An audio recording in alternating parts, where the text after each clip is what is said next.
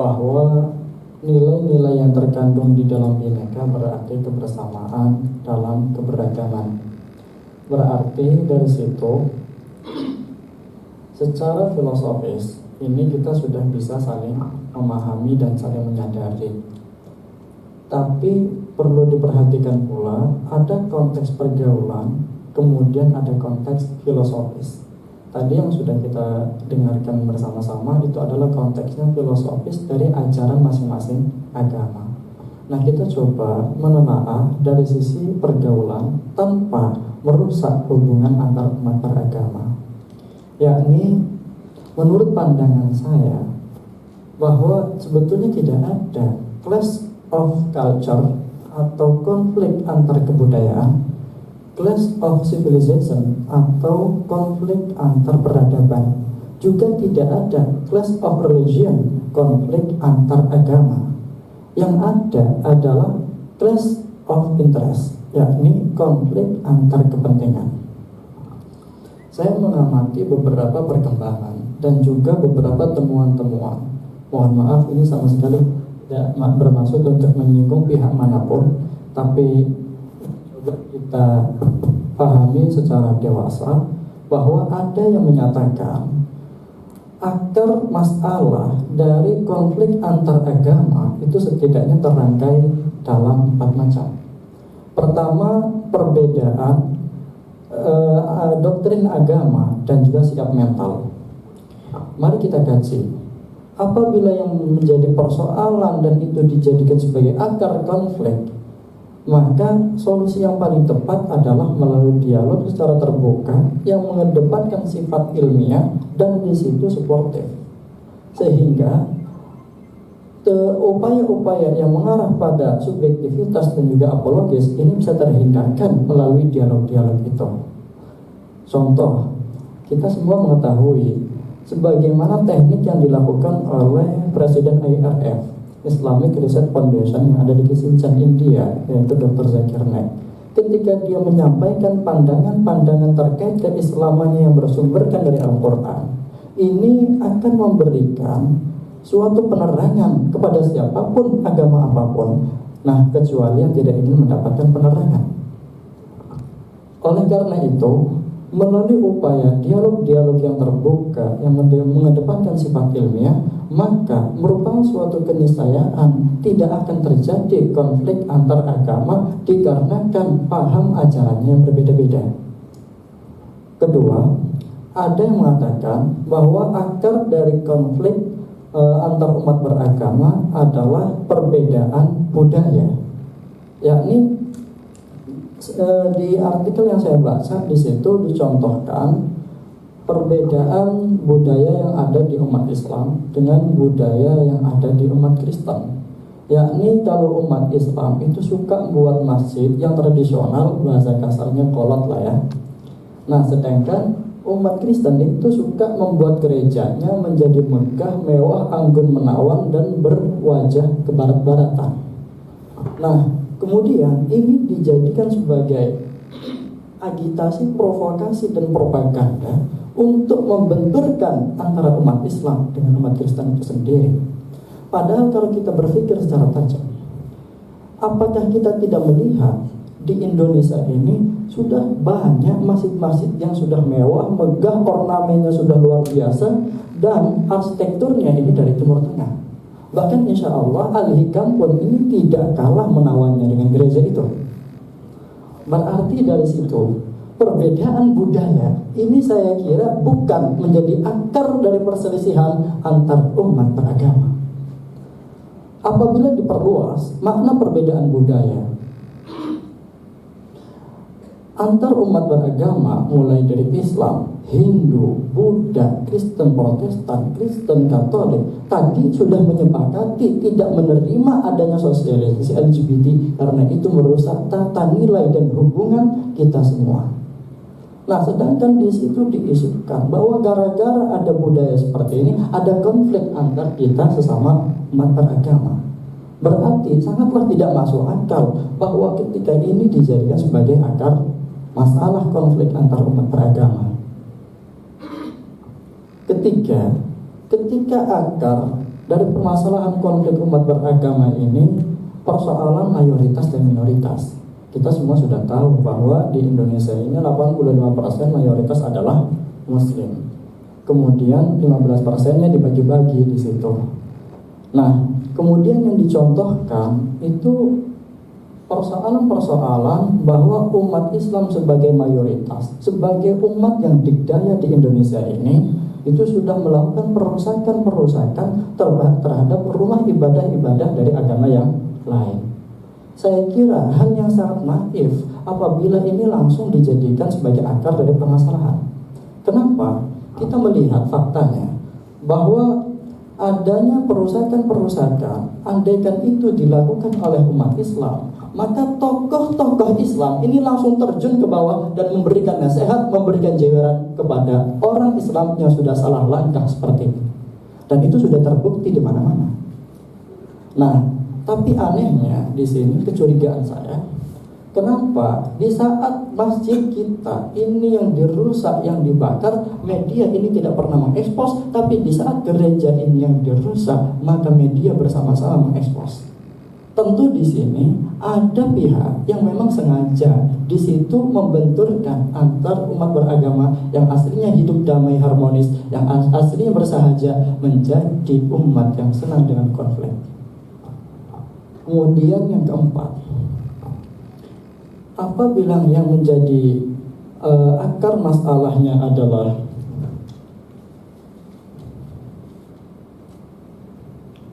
suku, ras, dan juga pemeluk agama, kemudian yang dicontohkan itu adalah suku yang ada di Aceh, yang mana di sana adalah umat Islam. Kemudian suku yang ada di Batak, Sumatera Utara, yang di sana itu umat Kristen. Nah, keduanya dianggap saling bersitekan. Ini persoalan gara-gara perbedaan suku.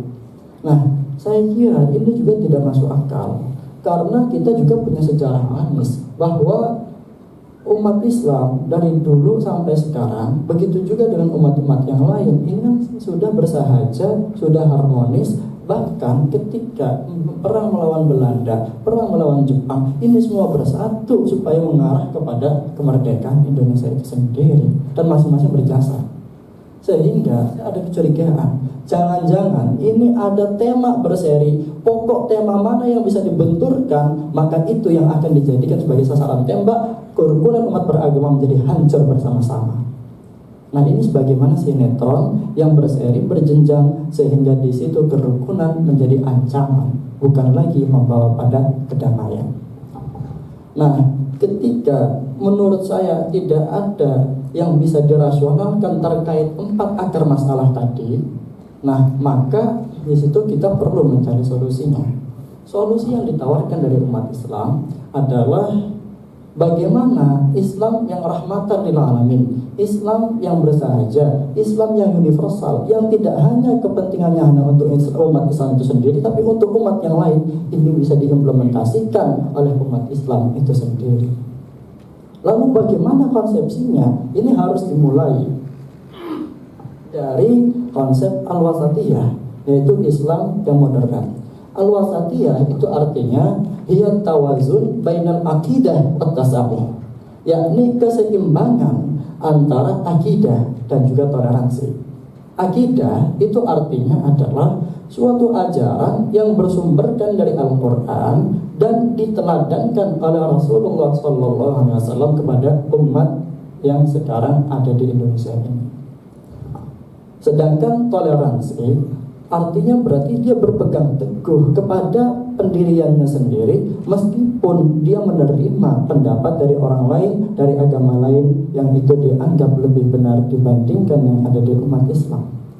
Nah, 2 prinsip ini, yakni akidah, satu laginya adalah toleransi, ini tidak akan bisa menjadi baik kalau memang itu tidak dilanjutkan dengan sikap yang moderat.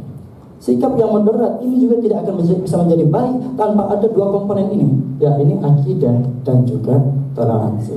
Sehingga ketiganya ini merupakan satu kesatuan yang tidak boleh terpisahkan, sehingga akan menciptakan Islam yang wasatiyah, Islam yang tegak lurus atau yang tidak, Islam yang seimbang, dan Islam yang menegakkan amar ma'ruf nahi munkar. itu adalah prinsip yang totalitas. Nah, ini jangan sampai difahami Islam rahmatan lil alamin itu sebagaimana pemahamannya umat Islam yang liberal. Sekedar info Pak, bahwa di umat Islam itu ada yang garisnya liberalis, ada yang garisnya fundamentalis. Gampangannya ngomong, kalau yang liberalis itu serba boleh Pak. Jadi buka-bukaan serba boleh. Agamanya satu hari kita nyembah ini agama Islam, kemudian satu lagi menyembah agama Anda, misalkan Tuhan Anda, itu sah-sah saja. Nah, di Islam itu ada yang liberalis. Kemudian ada yang serba tidak boleh, yaitu yang fundamentalis. Bahkan kita mau mengadakan seremoni saja itu diharamkan, bid'ahkan, musyrikan di sana.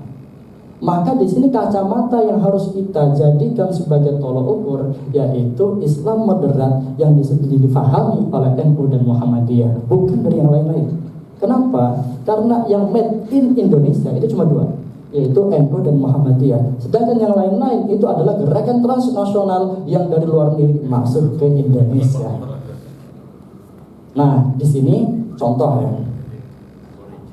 Kata betul Pak, origin. Contoh, Islam moderat kalau itu difahami oleh kalangan liberal, Pak, ini berbeda nanti maknanya. Yakni artinya adalah wasaton, bahasa kitanya yang bersumber dari ayat wa kadzalika ja'alnakum ummatan wasaton. Wasaton kalau menurut kita sebagai Islam moderat itu artinya adalah tengah-tengah. Yakni kita tidak nakal, juga kita tidak mengatakan serba haram. Nah, tapi di situ wasaton menurut orang-orang liberalis ini artinya adalah berani mengatakan kebenaran walaupun khalayak publik ini menyalahkan, atau bahasa anak sekarangnya ya speaking truth to the power that be. Nah, ini kelihatannya benar seperti ini. Tapi kalau diukur berikutnya ini juga salah. Kok bisa? Karena setelah dia berani mengatakan benar, walaupun itu berbeda dengan khalayak publik, dilanjutkan lagi, yakni membenarkan. Makna wasaton ini diartikan makna jihad. Jihad itu diartikan gerakan kontak fisik yang di situ akhirnya membenarkan terorisme. Sehingga apa yang sudah dilakukan oleh ISIS, mohon maaf jangan salah ini menyebutnya, ISIS yaitu gerakan-gerakan teroris itu dibenarkan oleh Islam liberal. Nah, ini adalah penafsiran yang ayatnya sama tapi jidatnya beda. Sehingga beda pendapat, beda jidat, beda pendapat, beda pendapatan di situ.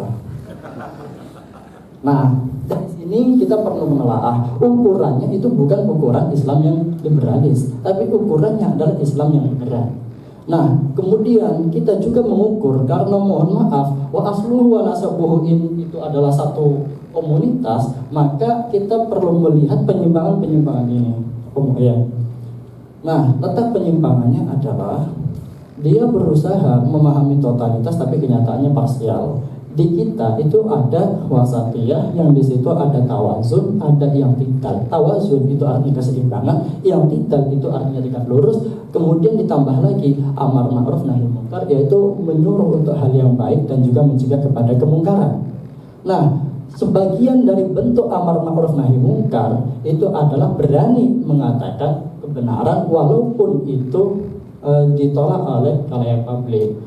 Nah, berarti amar ma'ruf nahi munkar itu tidak mesti berani mengatakan benar, tapi berani mengatakan benar itu mesti dinamakan amar ma'ruf nahi munkar. Sedangkan amar ma'ruf nahi munkar ini merupakan salah satu komponen untuk bisa menjadi Islam yang moderat.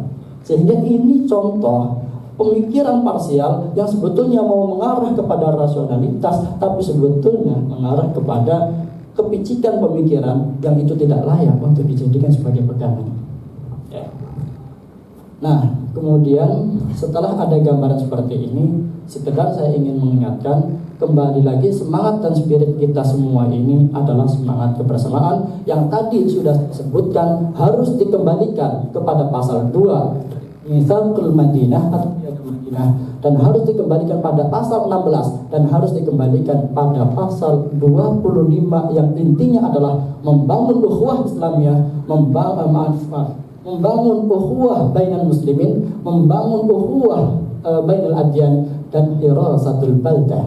Artinya membangun persaudaraan antar umat Islam, membangun persaudaraan antar umat beragama, dan menjaga negara ini secara bersama-sama. Ya, saya kira itu yang bisa kami sampaikan. Cukup sekian. Wallahu muwaffiq ila aqwamit thoriq. Wassalamualaikum warahmatullahi wabarakatuh.